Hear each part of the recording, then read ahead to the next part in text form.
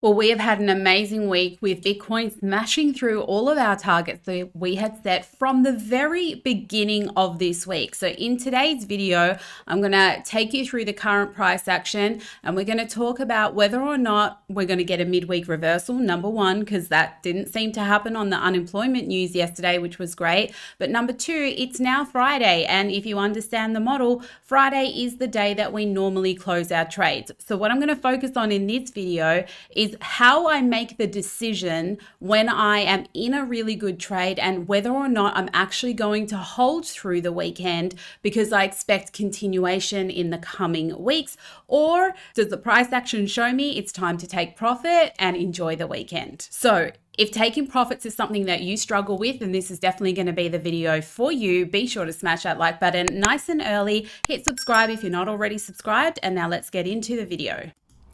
So as a day trader, I'm normally really paying attention to the 15-minute time frame and sometimes the 1 hour time frame. But when it comes to the end of the week, I need to zoom out and get a really big picture of what's going on overall, what's happening macro that I should be aware of, and then work my way down in time frames. So we're going to start with Bitcoin, and I'm going to zoom out to the daily time frame on Bitcoin. I just want to give you a warning that I have been warning you about all week, really, actually, I think even for 2 weeks, and that is that on the daily time frame, we do have our 3-level rises with a stopping volume candle that stopped at the 50% area of a previous daily time frame unrecovered vector candle, which is this one right here from the 28th of December 2021. So when we keep all of that in mind, whilst on a smaller time frame, price is moving up and it's looking fantastic, we have to be really, really careful now that this move up here doesn't turn out to just be the inside right side of an M formation that could end up looking something like this as price now attempts to return to this magenta vector candle. So that doesn't mean you should be going short yet. It means we now have to go down to smaller time frames to identify our count and to also just decide whether we should be trying to look for reversal signals on smaller time frames, because if we can get them on a smaller time frame, we can hedge this position, or we can just take profit and open up a short position and ride the trend back down if that's what's going to happen. So now that we know where we are on the daily, we can go down to the 4-hour time frame, and we have to do the exact same thing on the 4-hour time frame. So we're trying to find our counts, which we can see from the W formation. We've had all of our rises. We also had the peak formation prior that finished with a vector candle as well. And now when we have a look at the 4-hour vector candle, we can see that price is only now returning to the very bottom of it here, with the price being at about 46,470.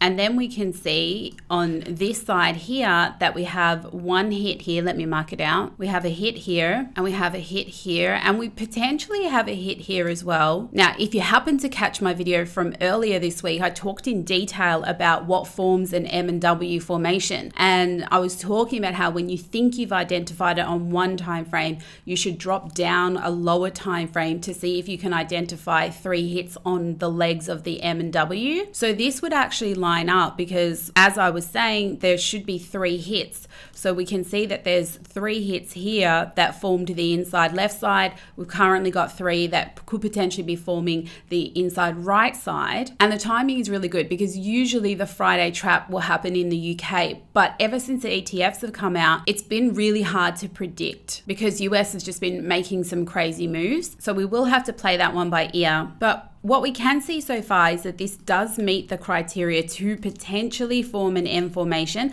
And if there is going to be continuation, we will see price move up into this area of interest and start to recover some of this vector candle right here. Or there's the potential that we've already reached the peak and this is currently forming what is going to turn out to be an M formation that does lead to a reversal. Now, before I go down in timeframes, I just wanted to share this website with you. This is OKX. It's one of the exchanges that I trade on. It's one of the exchanges that I currently have 2 of my positions on. The reason I love OKX is because of their futures, and especially if you have a look here, they have crypto margined futures. So what that means is that I can take a long position in Bitcoin. It will settle in Bitcoin as opposed to USDT.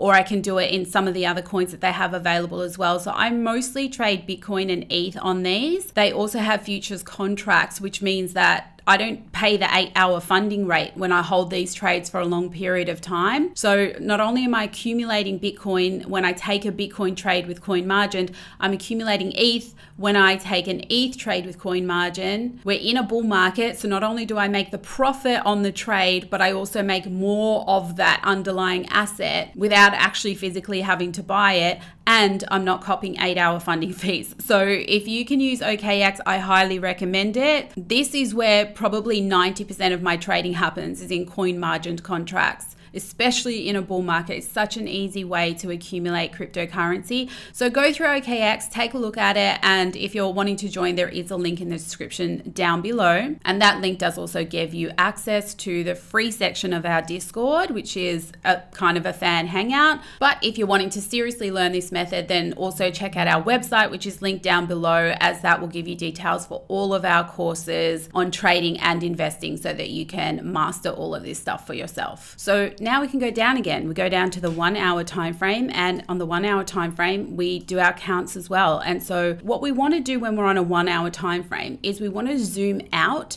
to see, because even though the model involves a 3-day swing, a midweek reversal, then a 3-day swing the other way, sometimes that it can extend over 2 weeks, especially if there's a news week involved, and we recently had FOMC.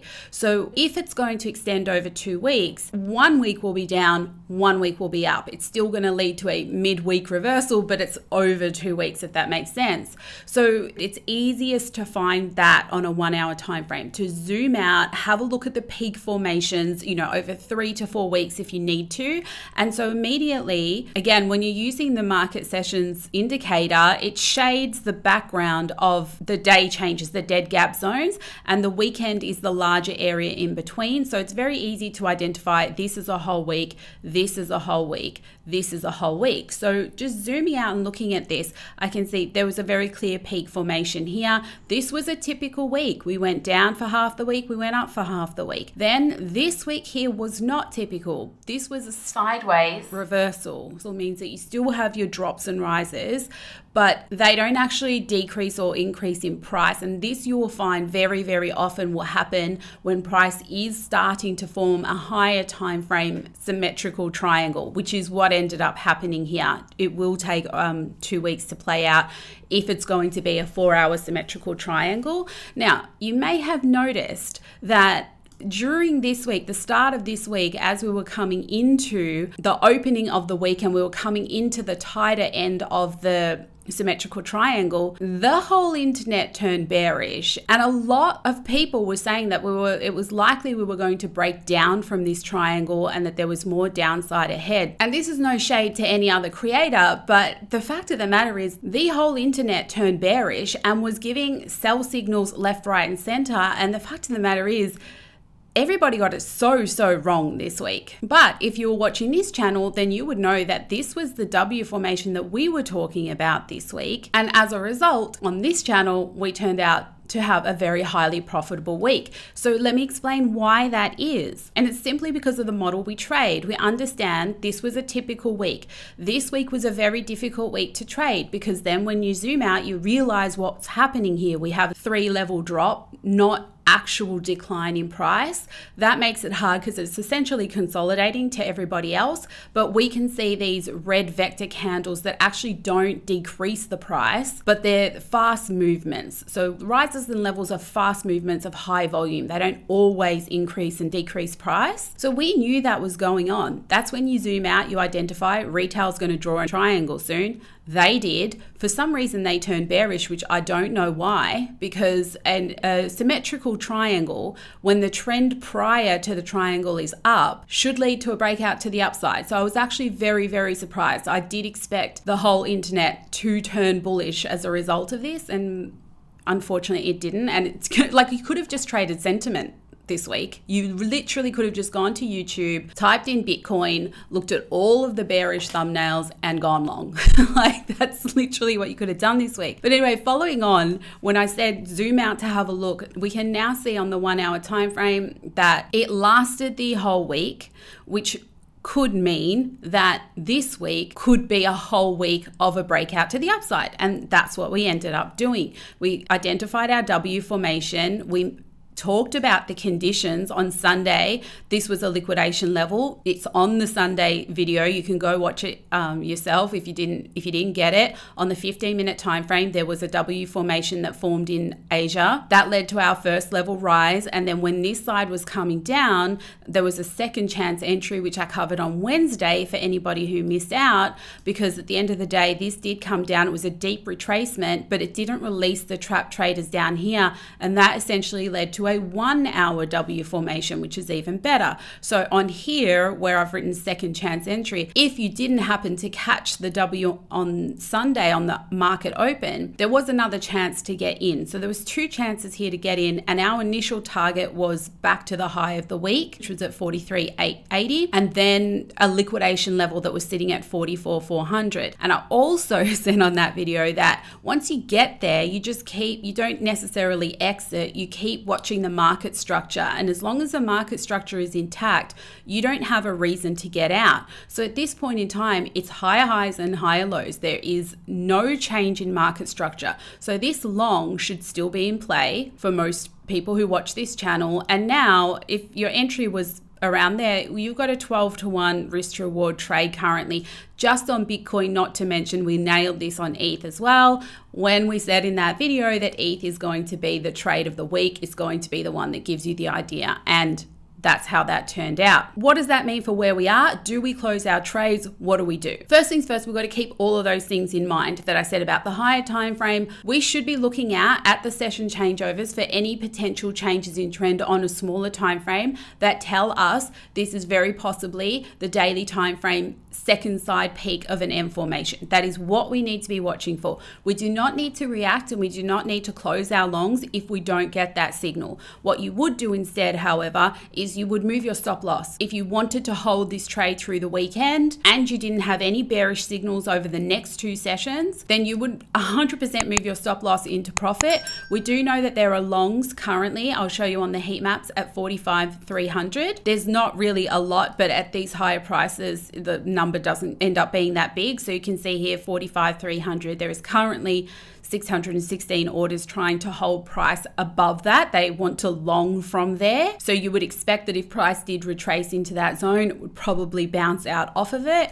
And we don't really have high level shorts until about $48,000. So then when we have a look at the chart, $48,000 is up here where there is a rather large liquidation level as well. We can see that here, all of this liquidity here that is above price. These levels take us to around about the $48,000 mark. And look at all this liquidity below. Like eventually they will come for some of this, and that is a lot. I did not mark all of these on the chart because it's way too much, but essentially the lowest level of that whole cluster that I just showed you is down here at 42,493. But really between here, there's everything. So what we know currently is where people are willing to buy. Currently at 45,300. Where do they want to sell? At 48,000. 48,000 will take us above the halfway mark of the daily vector candle, and it will take out the remaining liquidity that is to the upside currently. And we know that there is a ton of liquidity below price. So keeping on our toes for that reversal,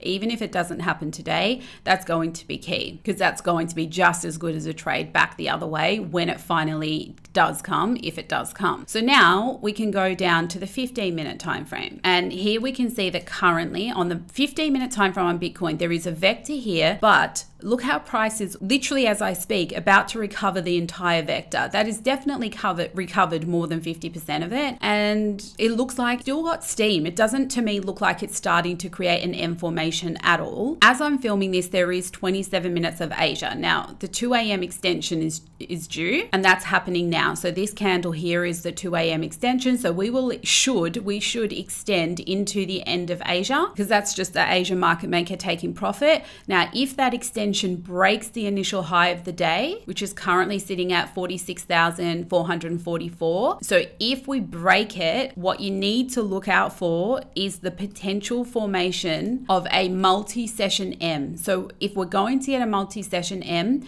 it will break the initial high of the day. UK, or between Asia and UK, there's a half-hour gap. You'll get a retracement. Then UK will open and try to repeat the high, but it won't be able to get back there. It will create a lower high. And if that happens, that's when you would expect the next side is going to be the completion of an M formation, and we're going down from there. Now, if that doesn't happen, if we maintain a trend, so instead it would look something like this. We'll break, we'll retest, we break a higher high, retest, higher high. So we just continue creating higher highs and higher lows. That means UK wants to continue to run the trend to the upside. And so you would do the exact same process over towards the end of UK into US. You would simply just shift this over here, and you would be looking for a potential reversal there, or you'd be looking to see if US also continues the trend to the upside. So let's talk about the two scenarios. If you happen to identify an M formation or a reversal pattern, it may not be as easy as an M formation because we're in the Friday trap. So if you happen to identify some kind of reversal formation over the session changeovers,